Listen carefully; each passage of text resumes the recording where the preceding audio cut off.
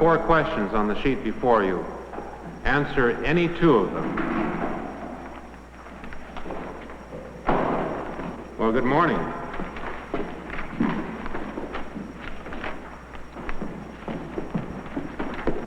Please remember that what we are interested in is your ability to reason from the facts, and not particularly in the facts themselves. If there are any questions, you can find me in my office. Good luck.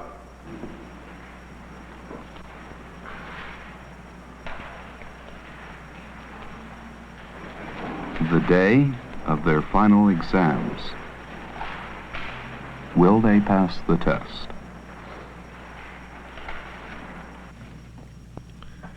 Examinations loom large in the minds of students, and they should, because they constitute a critical testing period.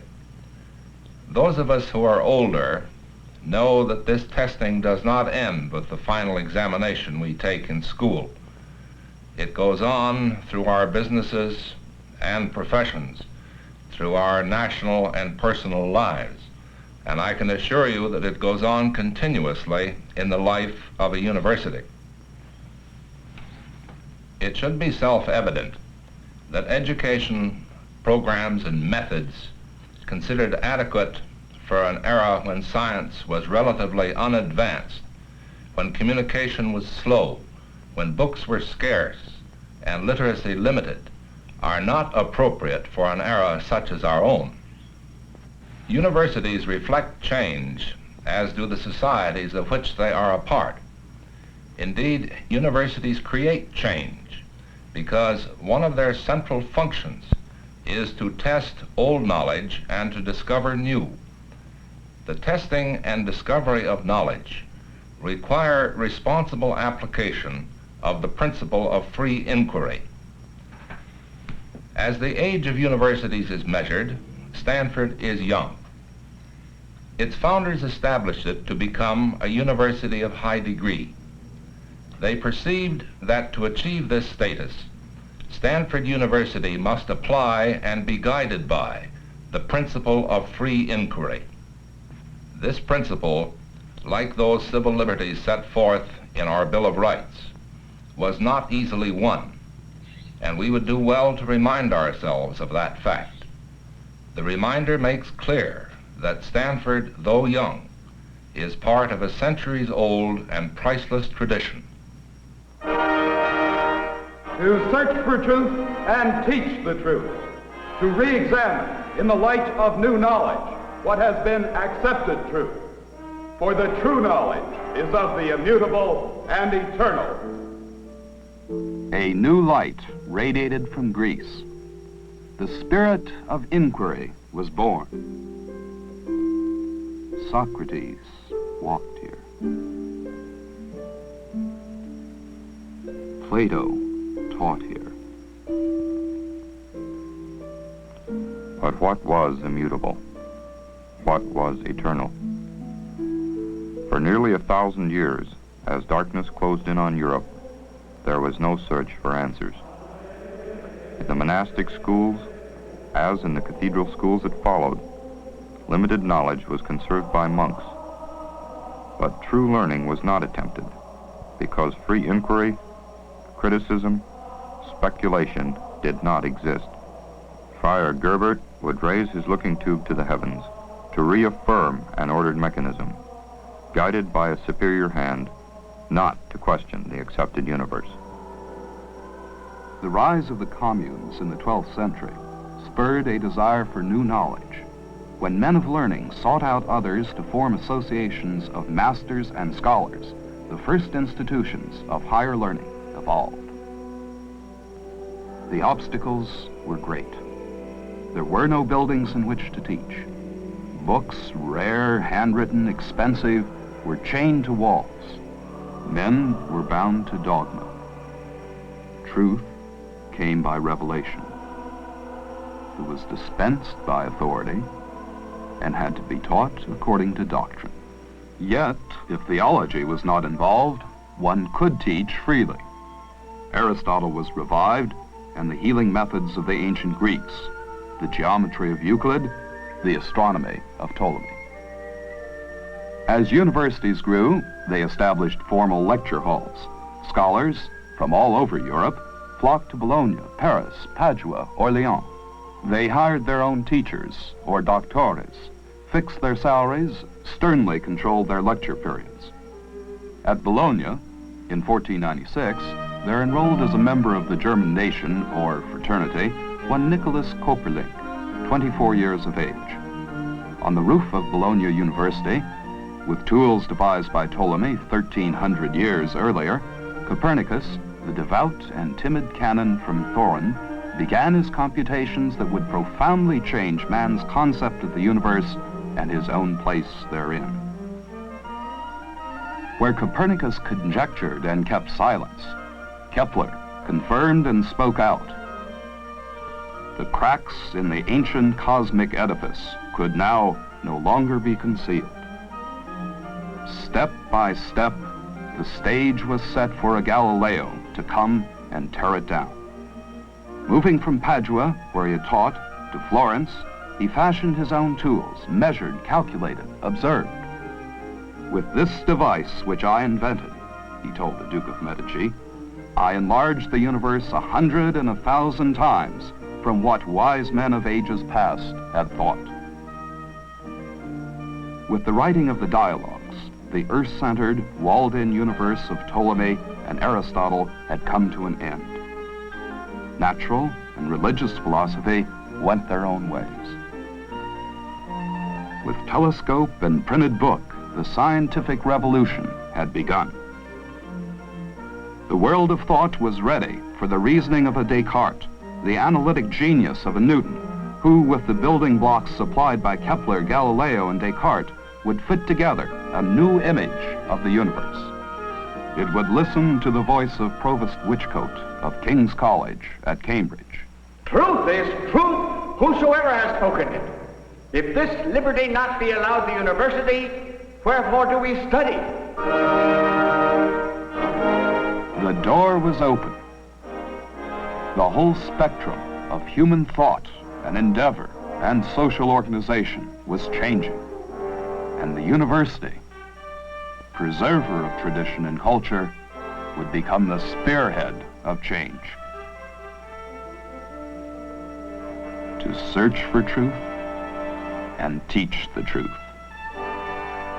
To examine in the light of new knowledge. What is immutable? What is eternal? Each new student generation must embark anew on that long voyage, must learn to ask and probe and find new answers.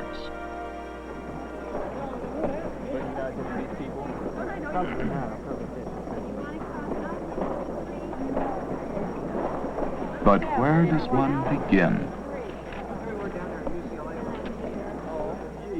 Épouser un septuagénaire. Le préféreriez-vous calme ou fougueux? This should integrate into 1 over A, and A is 3/2, so 2/3. 不一样，对不对？所以你最常想到的事情是什么事情？西暦で言えば1892年から1927 In fact, this very sense of honor, this family pride, is a main factor in several of the misjudgments. Well, what happens here? Without a clear-cut plan, how does one choose? Well, how do you build any structure? You start with the foundation. Here, this means the study of history, language, science. As yet, you don't ask questions. There's a 1 over A squared up there, there's an A on top. So there's 1A in the bottom surviving. So you have this, then have L over A squared plus L squared to the 1/2. So this is then the official answer which you get. And probably you don't quite understand the answers. But before long, you are in the midst of the stream. You find yourself challenged to relate causes and events, to interpret, to draw conclusions. In fact, was that the American Revolution influenced the French Revolution in 2 ways. First of all, when the French gave aid to the Americans, it caused economic difficulties in France. It meant that he had to have money to raise the army, and in order to do that, he needed popular support. And to get this popular support for the Americans and to keep the people from being rebellious, the king allowed the spread of the ideas of the American Revolution, and they became popular. And so, first of all, it brought about economic difficulties, which later helped cause the French Revolution, and secondly, it formed the intellectual basis for the revolution. Good. What did the class think about this? Do you think he had a good point there? Do you think that he was overstretching a case or what? Well, there's so many possible causes for a revolution. I don't... It's your campus. You may be active in student affairs, or just mildly interested, or do nothing at all. It's up to you. You must decide your field of study. Your faculty advisor can only advise. Activity, you've been listing ag news. Is this still work at the mental hospital? No, I've changed from working at the mental hospital to the juvenile hall in San Mateo, and I really enjoyed this work. This has been the primary reason that I'm interested in the sociology field. Now, as for the third subject, you've been considering sociology, crime and the criminal. I can see why you're interested, but this course will come again and you can take it later. As for political science, you already have 2 subjects in this, but haven't done any work in psychology. Wouldn't it be better to take this so that you don't close the door on an entire area without exploring it? That sounds fine. I will take psychology. Fine, I'll put down psychology then. Your study card, and if you do need to change the subject later, come back. Fine, I will. Thank you.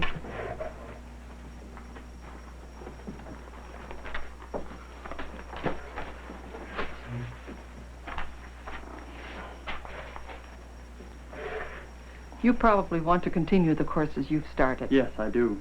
Is Western Civilization 5 units again? No, it's only 4 this quarter.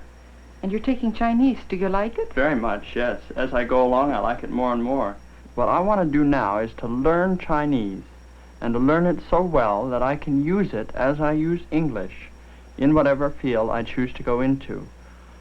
I have a feeling that the world is opening up, and that very soon we in this country will need many people who have a working knowledge of Chinese and a knowledge of another field. Now, I know this sounds sort of idealistic about the world and everything, but I do feel that if I combine Chinese with, say, economics or some other field, I will be preparing myself properly. This is fine. You know where you're going. Your study card, and in case you should decide to teach Chinese, this describes the program. Thank you very much. 金的价钱最贵的是什么？价钱最贵的是金。石头硬，木头比石头软。比石头软。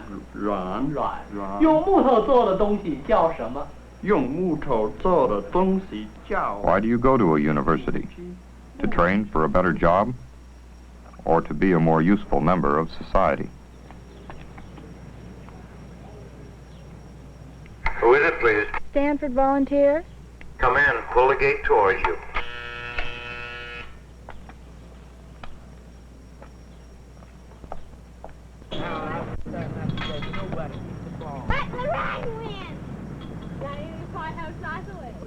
What is a university for? Where is this university going? Now you do have questions, and criticism, and perhaps some misgivings. One issue may be important, another trivial. But there is time to discuss them, and people willing to discuss them with you, and answer your questions. Well, I guess I can start it pretty easily. Things have been on our mind, Dr. Wirt. Why is the tuition going up next year? I think one has to look at this in terms of tuition and the whole expenditure and income sources of private universities particularly. Stanford, like other private universities, has had great difficulty, to put it mildly, in keeping pace with increased costs, particularly since World War II. About 40 to 50% of income in all private colleges and universities is derived from student tuition. And obviously, when student tuition is this much of the income source, it has to be raised if a university is fighting to keep pace with increased costs. I don't think there's anyone here among us that isn't happy that they're here at Stanford. However, we think that there are a few things that can be improved.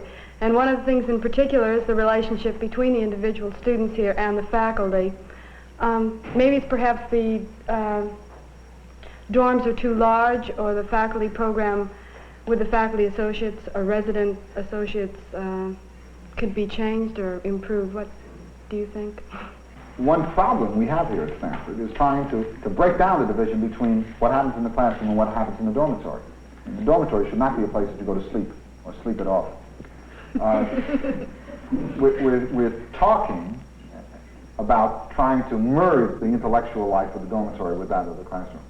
Dr. Wirt, we as undergraduates hear a lot about such projects as linear accelerators and radio propagation work, and yet at the same time have classes in dingy corners of quad and classes given by teaching assistants. I wonder if any of the new funds that will be coming into Stanford will be used specifically for the undergraduate program. Practically all of the components in the campaign have some general effect on the undergraduate program. For example, some 15 endowed professorships will be included as components. These professors, following the tradition of the Stanford faculty, will undoubtedly teach courses to undergraduates and to graduate students as well. Now that we're on the subject of undergraduate education, I'd like to talk about something that all of us are interested in: undergraduate education for women. This school has a famous ratio, many more men students to women. And I think sometimes the courses, the activities, the cultural opportunities are geared more to the men students here than they are to the women. What do you want, courses in dishwashing? No, I don't think so, but some of the math and science courses, for example, are geared more to the guys who are interested in engineering rather than to the woman who wants a good background, but not a detailed study Well, of... now you're arguing then that there should be a separate educational curriculum for women as opposed to men. Is that right? Well, do you believe it or don't you? No. No. Well... But don't you think there's an added emphasis today on the woman and, well, it sounds kind of trite, but the problem of a woman who wants both a career and a home. How can she find happiness? I don't know. No, I don't think this is funny, but I don't think that we're going to find pat answers that dictate a curriculum to us. Women have the choice. They can be mothers, and there are problems here because a woman has her last child by the time she's 26 on the average. So for most of her life, she's not going to have kids at home. Or they can be glamour girls, and here the problem is she gets old. Or she can have a career, but if she has a career, our society disparages her unless she is married. And if she's married, we insist that the career should not interfere with marriage and so on. Well, faced with this very difficult situation, Stanford, like most universities of high quality, tries not to have separate courses in home economics, separate courses on how to manage the family budget, and instead says, look, we don't know what's going to happen to you. We're going to give you the broadest possible education. And then you'll be not fit perfectly for anything, but able to hold your own. It seems to me that an even more basic problem is that we just never have time to think. We're faced with final examinations every 10 weeks, and a great many of the courses have 2 and 3 midterms in the course of a quarter, and we never have time to sit down and organize our thoughts or do any of the more basic background reading that I'd like to do. Now, how can we alleviate these problems, especially the pressure angle? Well, who's putting on this pressure? Are we putting it on you, or are you putting it on yourself? Yes, I feel we spend so much time booking, as it's commonly phrased, learning things quickly in a quarter's time, in 8 weeks' time for a midterm, 3 weeks, and then for a final in 5 But do we tell you that the grades are that important, or is it that the school systems from which you came and the pressure to get into college make you so concerned with these things that you put this pressure on us? As far as I can tell, there isn't a really good college or university in America that has solved the problem of how to cope with a different kind of student body than these institutions have been used to in the past. Stanford is dedicated to the proposition that a university is more than a trade school. We're trying to train you for life, not for a specific job. A pair of 4s electrons and a Pressure. 3d electron. The hemoproteins include the ion hemoglobin, scandium 3+ clearly resemble the ion aluminum 3+. Now you see you have the book open in front of you, and look up the formula and you have it. But let's say you don't remember exactly how the A comes in or what the log is, or exactly where the terms come from. I think she is responsible for it. It's all a matter of duty. How far are you going to carry this duty? Sure, you can't foresee. You can't foresee the scales are going to fall. You can't foresee that the fax is going to be knocked out of the man's hand. But it's highly different conditions prevail. No insulating cover retains the heat, and consequently the magma cools rapidly. Also, the pressure has been relieved, and with loss of cover and pressure, together by covalent bonds can be represented by Lewis formulas, and these can be guessed by octet rule, leading to standards. Existing statutory standards and approves the generality of the solenoid standards for application Pressure groups using proper methods, propaganda techniques which appeal to the worst in men. Clarity of mind and an objective approach to any problem are basic characteristics of humanism. Clarity of mind. But the chromosome duplication proceeds in one of these divisions, the first, and the central rolling divides. Clarity of mind. Clarity of mind. Clarity of mind. Clarity of mind.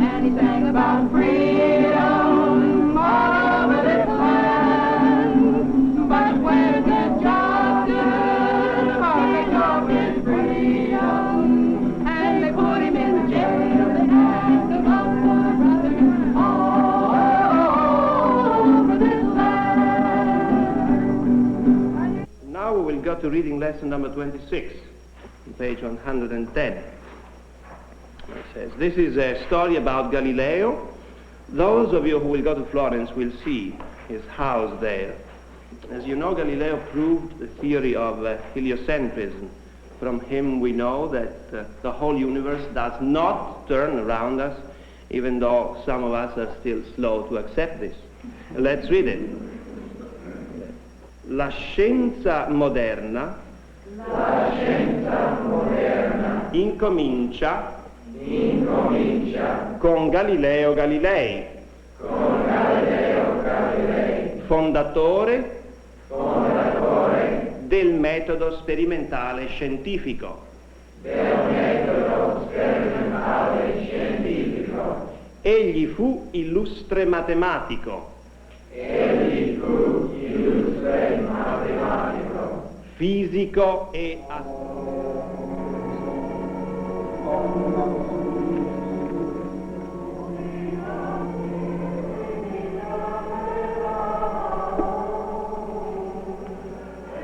And finally, San Miniato is so important for many undergraduates, there is a chance to study at one of Stanford's campuses abroad. that during the famous siege of 1530 was compelled to have Michelangelo here to help him build its barricades and bastions.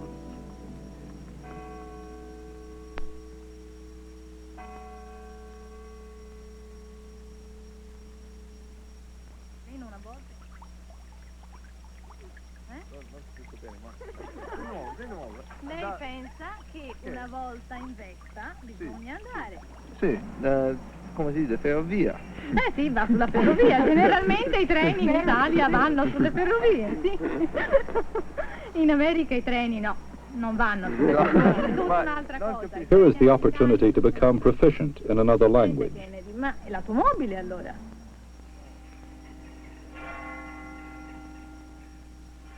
C'est une succession d'actions dans le passé, et en plus, vous avez un récit. Donc, 3 raisons bien définies pour employer le passé simple. Bitte, wie war das mit den Präpositionen? Let's repeat this. In, an, auf, vor, hinter, unter, über, neben, zwischen. Ich frage wo, dann Dativ. Ruhe. Ich frage wohin, dann Akkusativ. Verben der Bewegung, motion. Understand? Thank you. The program of Giustizia and Libertà was made known here in Italy, And a chance to continue regular coursework with its meaning sharpened by the new environment. during the fascist regime, and more particularly in the last years of the regime, especially during the war. Spengler was an obscure German high school teacher who, with the publication of his opus, The Decline of the West, in 1917, was suddenly catapulted into international celebrity. Around 1000 AD, Spengler believed a respect for the people. The choice before the German people was really one between nationalism and liberalism. The nationalism about which we are talking, and the book contains a few remarks about this, is a nationalism which was fused with romanticism, and therefore this nationalism...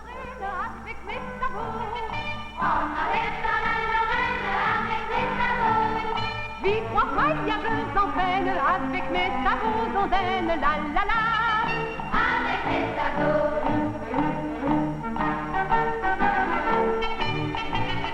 Vis 3 voyageuses en peine avec mes sabots.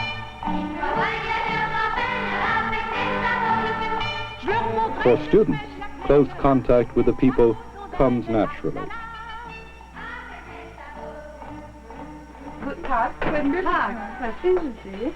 Ich möchte eine Lampe, eine Handellampe kaufen. Ach, Herr Kingfish, kommen Sie einmal. Sandy. Well, hi. Great to see you. What can we do for you? Pal, we need a flashlight battery. Flashlight you know battery. what it is? Oh, just a sec. I've got a book. Good. Moment. Possibly some kind of lampe? Ja. Oh. Haben wir Taschenlampenbatterie? Nein, wir sind doch eine Drogerie. Aber Sie können so etwas kaufen hier, bei Elektroböhm. Man geht da ein Stück links bis zur Marktstraße und dann gleich auf der rechten Seite sehen Sie ihn schon. Oh gut, danke schön. Guten Tag, bitteschön. Auf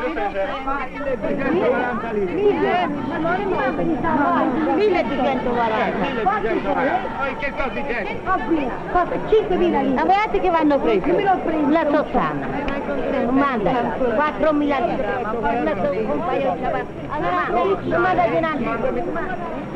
Quanto sto scrivendo? Faccio 1300.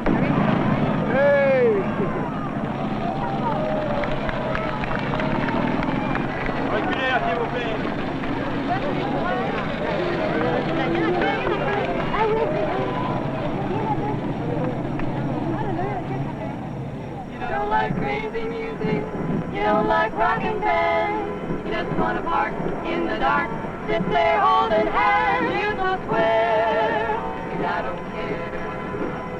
You don't like hot rod races, or driving late at night, you just wanna park in the dark, sit there holding tight, you're so square, and I don't care.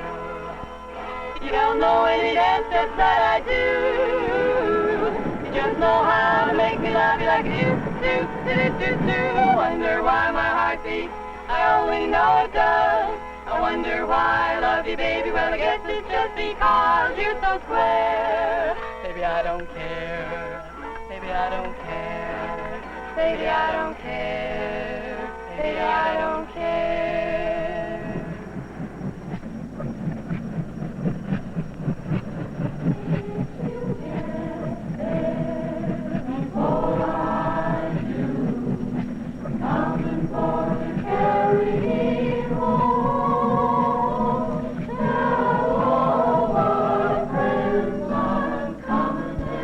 Stanford shares the feeling that the world is opening up and that our country will need many people with a working knowledge of other languages, familiar with other cultures.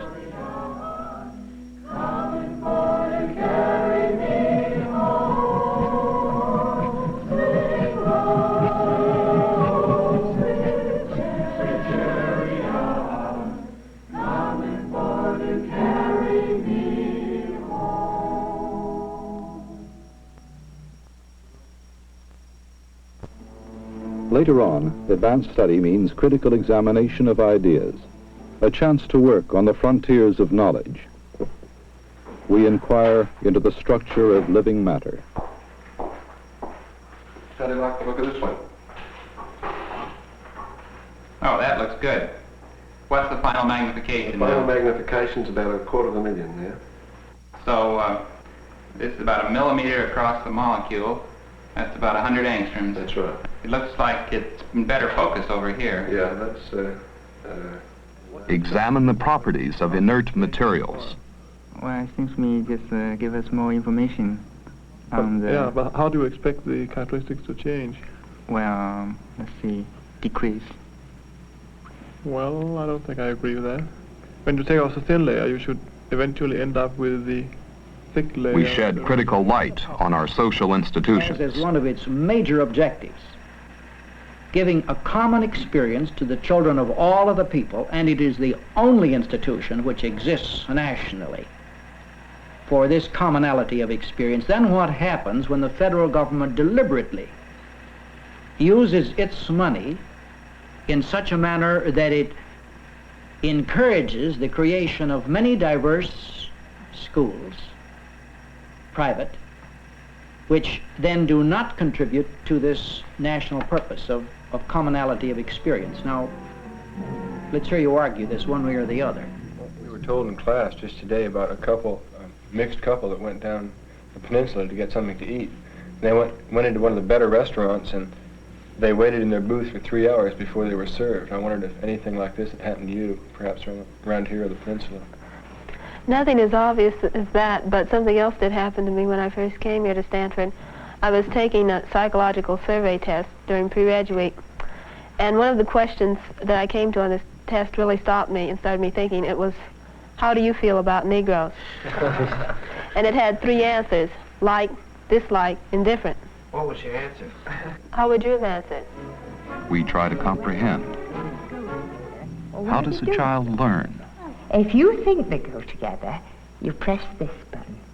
If you think they don't go together, you press this button. Are you all ready to begin, Michael? Mm-hmm. Good. All right, here's the first one coming up. That's right. You see, as soon as the light goes on, I take the pictures out and put some new ones in.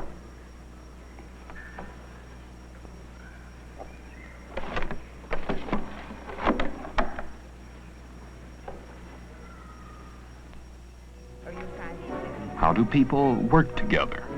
You're working against time. In each of the cubicles in which you're sitting, you will find 5 envelopes labeled 1, 2, 3, 4, and 5. Will you check to see that you have them?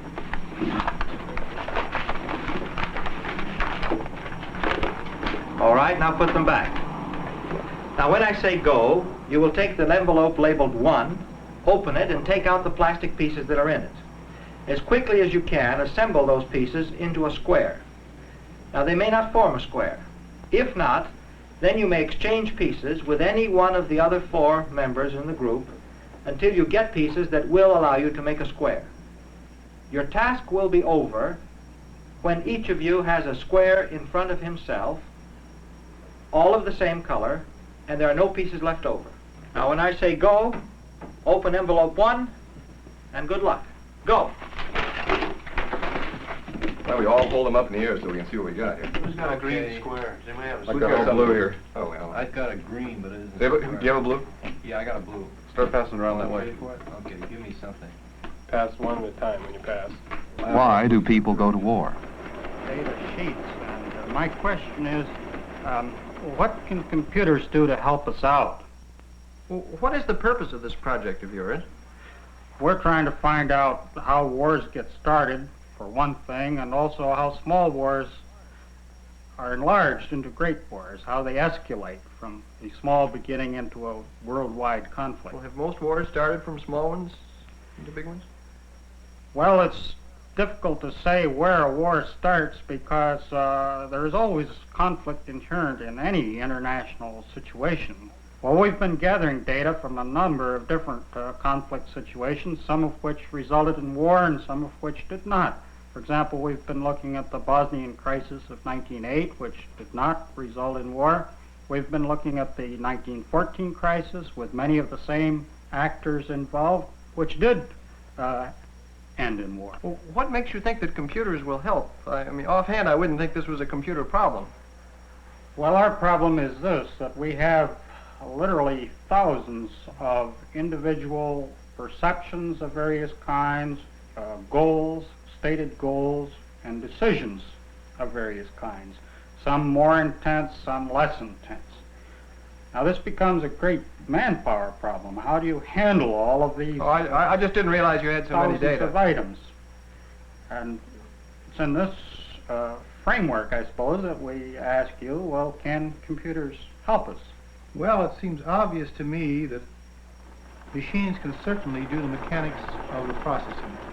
They can sort, organize, select, correlate.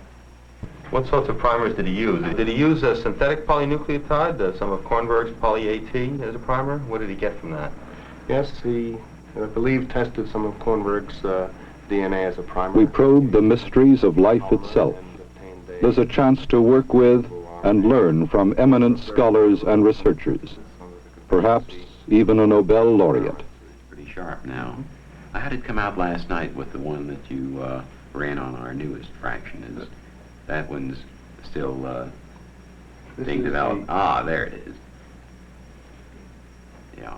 When I use this as a guide to determine where to cut the section out of the rest of the gel. In order to extract the enzyme. Yes, and did the assays to find out what type of recovery we had with our polymerase and with the contaminating enzyme. Yeah. These are the results that I found. So you find 4.5% of the synthesizing activity in the eluted fraction, and just about the same amount of degrading activity.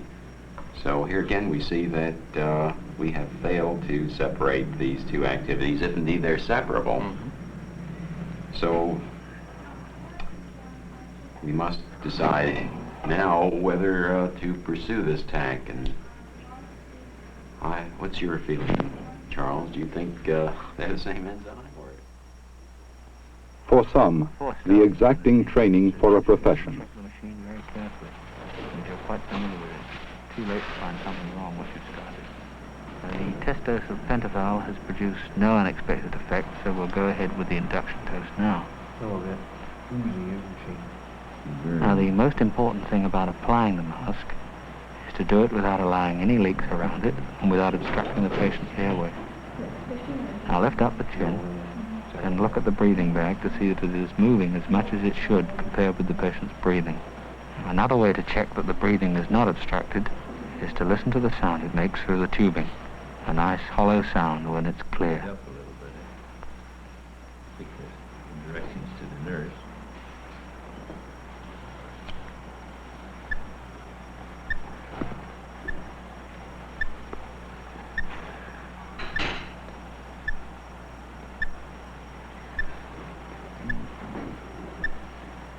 Try that now, and then we'll...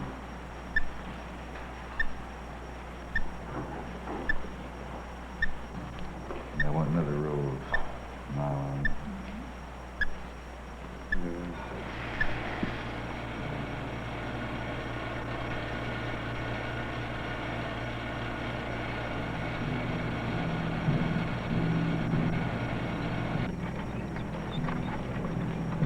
Hi, Bob. How are things going? Fine. I'd like you to come down and look at the final setup now, if you have time. Well, let's go downstairs. Maybe I'll just put my books in the office and then I'll meet you downstairs. The beam comes through this tube and passes through this valve. Attached to it is a cold trap, which traps carbon-bearing gases and keeps them away from the target.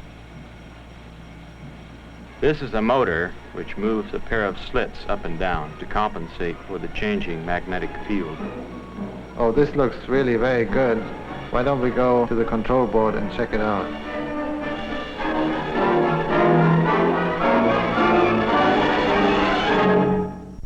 I'm glad to see you. I understand you have some questions to ask me, and I've got some I'd like to ask you.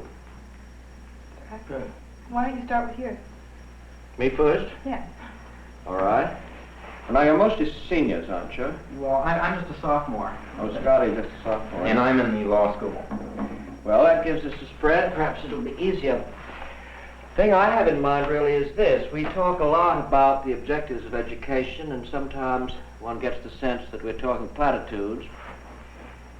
And you can help us to find ways to bring what we say into effect instead of having it stand as a sort of an empty generality. Yes, I think this is what a lot of us are concerned about too. I know many of us ask questions particularly towards this. How is it that we can bring the intellectual framework that we get in formal classroom training closer together with the simple act of caring about things that are beyond our own daily lives? And excuse me, Dave, but I think you're addressing yourself to the question of how a student channels is concerned.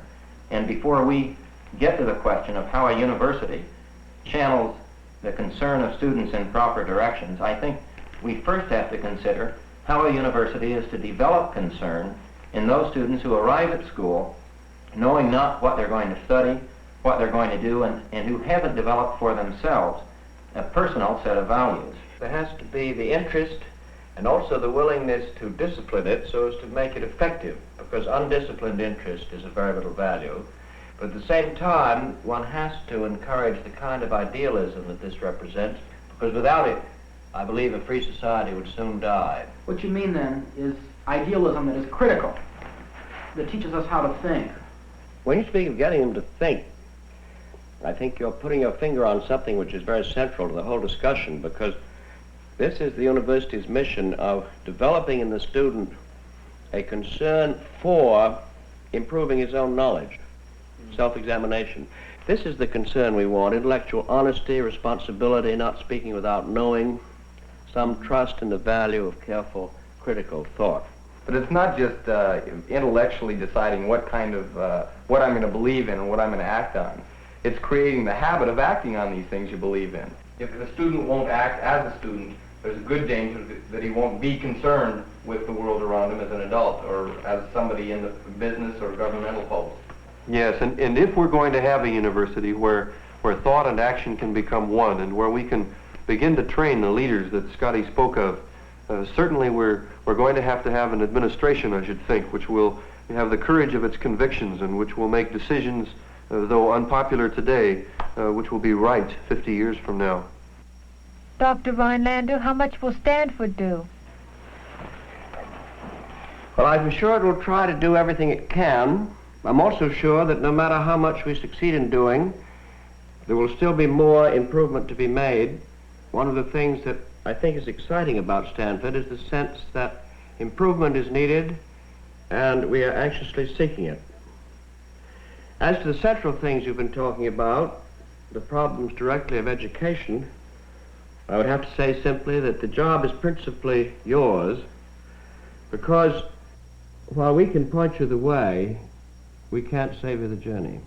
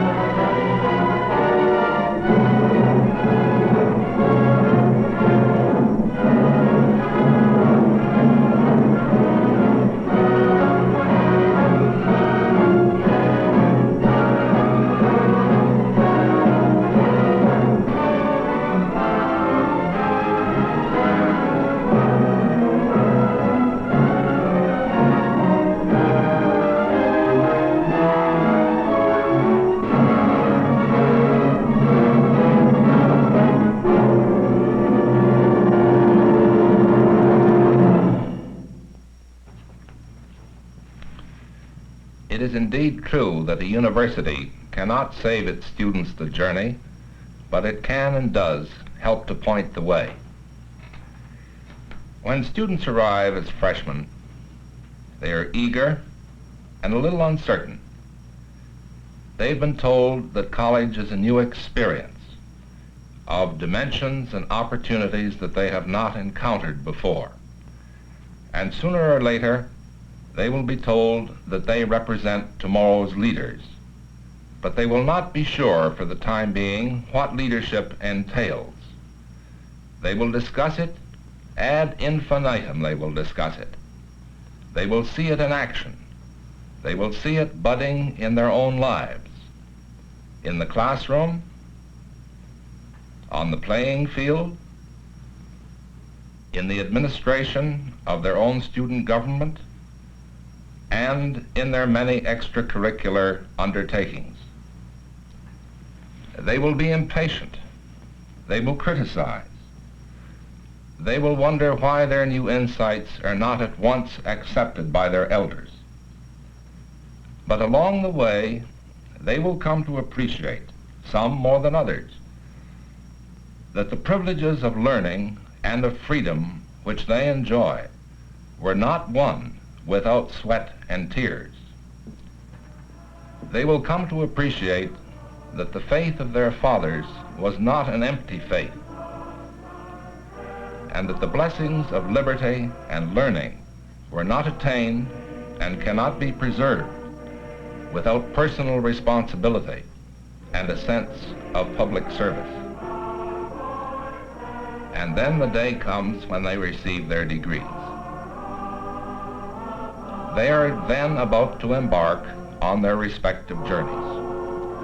We wish them well, strong in the conviction that a university continues to be a vital, regenerative force, and with great expectations that they will not hesitate or tremble on the edge of greatness.